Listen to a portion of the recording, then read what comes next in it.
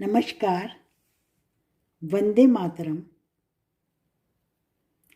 आपने बहुत सी चीज़ें बिकते हुए देखी होंगी, मॉल देखे होंगे, सुपरमार्केट देखी होंगी, सभी कुछ देखा होगा। लेकिन एक बेरोजगार लड़का जिसके पास पैसे भी नहीं थे, उसने अपनी अकल से एक ऐसी दुकान की खोज की, ऐसी दुकान खोल ली जो कि अनोखी थी और जिस पर वो बेचने लगा। ये आप कहानी के अंदर देखिए, तब आपको ज़्यादा आनंद आएगा। हमारी कहानी सुनिए। जब उसे कुछ भी समझ में नहीं आया तो उसने जो है एक बोर्ड बनवाया, उसके ऊपर लिखवा दिया, यहाँ अक्ल बिकती है। अब बताइए, आपने कभी अक्ल बिकते हुए देखी है? उसने बोर्ड पे लिखवा दिया, इस दुकान पर अक्ल बिकती है। एक दिन वहां से एक गप्पू नाम का लड़का निकल रहा था। वो बहुत बड़े कंजूस महाजन का बेटा था। उसका पिता जो था वो बहुत कंजूस था। उसका बेटा था गप्पू। गप्पू उधर से निकल रहा था। उसने जब बोर्ड पढ़ा हुआ लिखा हुआ देखा तो उसने जब देखा बोर्ड पे लिखा हुआ यहाँ अक्ल बिकती है, तो वो दुकान पे चढ़ गया। उसने पूछा जाके उस रौनक से कि ये अक्ल बिकती है, ये क्या है? रौनक ने कहा, भाई यहाँ पर अक्ल बिकती है, अक्ल की दुकान है।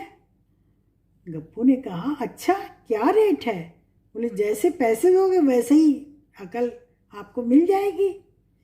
गप्पू के पास 1 रुपया था, तो गप्पू ने 1 रुपया जो है उसको दिया रौनक को। बोला, इस 1 रुपए से क्या अकल मिल सकती है मुझे? रौनक ने वो रुपया जो है अपनी जेब में रख लिया और बोला, अच्छा एक सीख मैं देता हूँ, एक अक्ल मैं तुम्हें देता हूँ, ये लाख रुपए तुम्हारे बचा देगी। वो बोला गप्पू कि अच्छा वो कौन सी अकल है? रौनक ने एक पेपर उठाया, उसके ऊपर लिख दिया कि जहाँ पर 2 लोग झगड़ा कर रहे हों वहाँ कभी नहीं ठहरना चाहिए, वहाँ नहीं रुकना चाहिए, वहाँ से हट जाना चाहिए। ये लिख के रौनक ने पर्चा गप्पू को थमा दिया।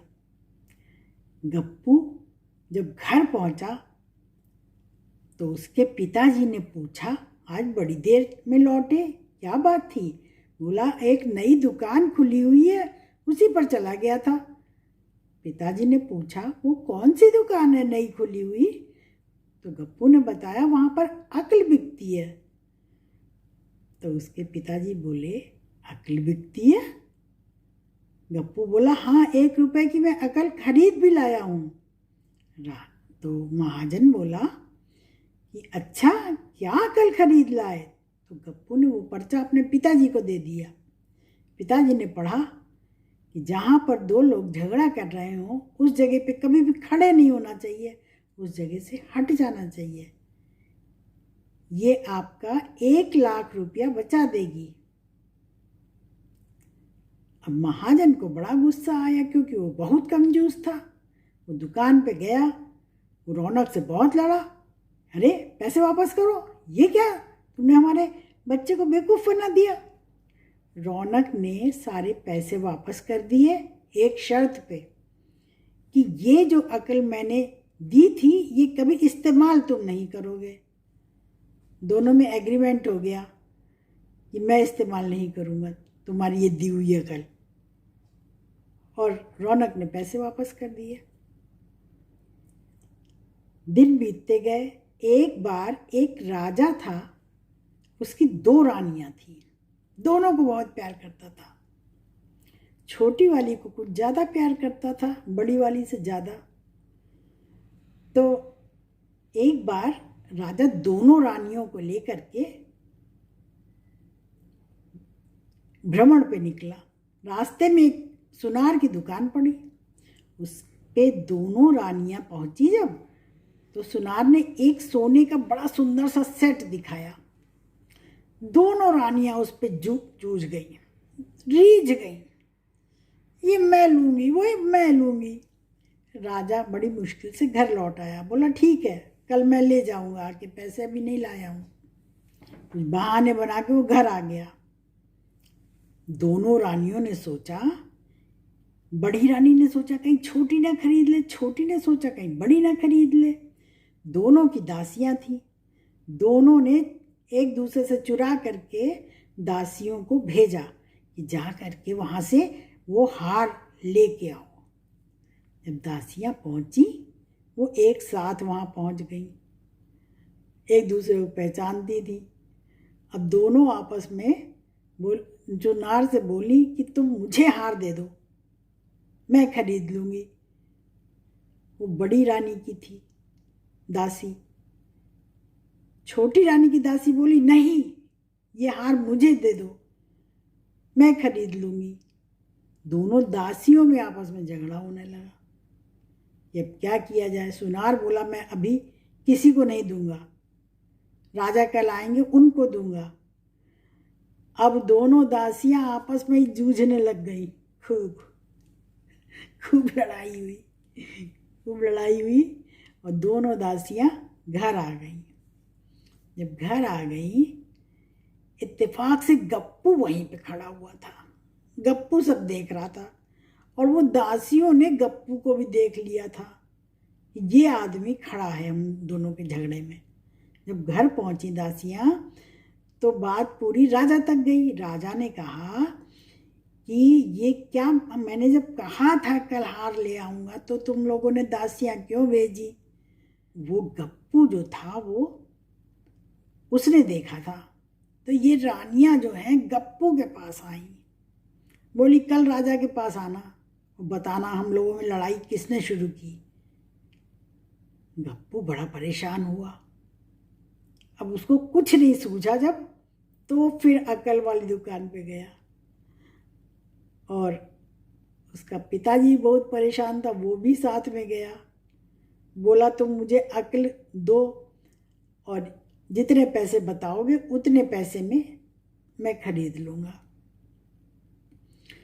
गप्पू ने मुँह मांगी रकम उन लोगों से ली और ये अकल दी उन्हें कि जाओ, जब रानियां तुम्हें पकड़ के ले जाएं वहाँ पर राजा के सामने और वो दासी बताएं कि यही आदमी है वो जिसने हम लोगों को लड़ते देखा था, तो तुम पागलपन का नाटक करना। गप्पू बोला ठीक है। जब वो राजा के सामने पहुंचा और वो दासियां कहने लगी बताओ पहले किसने लड़ाई शुरू की थी, वो गप्पू जो है वो पागलपन का नाटक करने लगा और वो बच गया। राजा ने कहा ये तो पागल है, इसकी बात का कोई भरोसा नहीं है, ये कुछ नहीं बता पाएगा। उसको भगा दिया गप्पू को। गप्पू अपने घर आ गया और रौनक की बात का विश्वास करने लगा कि इसने मुझे बचा लिया।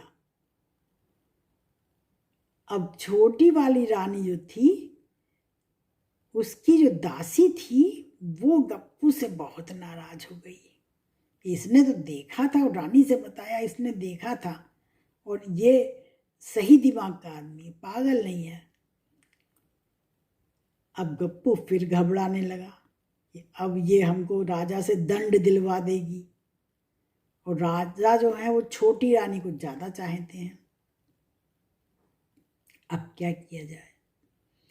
अब वो गप्पू जो था वो फिर से रौनक के पास गया और उसके पिताजी भी गए। बोले कि अब तुम बताओ, अब मैं फिर तुम्हारी अकल खरीदने आया हूँ। तो रौनक बोले अब ये है हमारी सीख कि वो हार तुम खरीद लो, 1 लाख रुपए का हार तुम खरीदो और छोटी रानी को भेंट कर दो। बस इससे बाहर निकलने का यही रास्ता है। महाजन से कहने लगा कि जब मैंने पहले दिन तुम्हें सीख दी थी तब मैंने ये बताया था तुम्हें कि इस 1 रुपए से 1 लाख रुपए की बचत होगी, और उस पर्चे पे यही लिखा हुआ था कि जब दो लोग लड़ रहे हों तो वहाँ कभी खड़े नहीं होना चाहिए। तो ये अगर सीख वो मानता तो रानी जब की जो दासियाँ थी वो लड़ाई कर रही थी वहाँ खड़ा ही नहीं रहता। लेकिन उनके बीच तो वो हो गया था एग्रीमेंट कि अब तुम इसको जो है इस्तेमाल नहीं करोगे, तब मैं पैसे वापस करूँगा। तो फिर उस महाजन को और उसके बेटे को 1 लाख रुपये का हार वो सुनार से खरीद करके छोटी रानी को भेंट देना पड़ा, क्योंकि वो लोग रौनक की बात का विश्वास करने लगे। और रौनक की अकल की दुकान जो है वो बड़ी फली फूली खूब अच्छी चलने लग गई। रौनक भी बड़े खुश हुए कि लो मैंने एक काम स्टार्ट किया, अक्ल की दुकान। वो काम चल निकला और लोग उससे अकल की दुकान पर अक्ल खरीदने आने लगे और उसका ये व्यापार खूब फला फूला। धन्यवाद। आपको ये कहानी कैसी लगी हमको ज़रूर बताइए। शुभकामनाएं।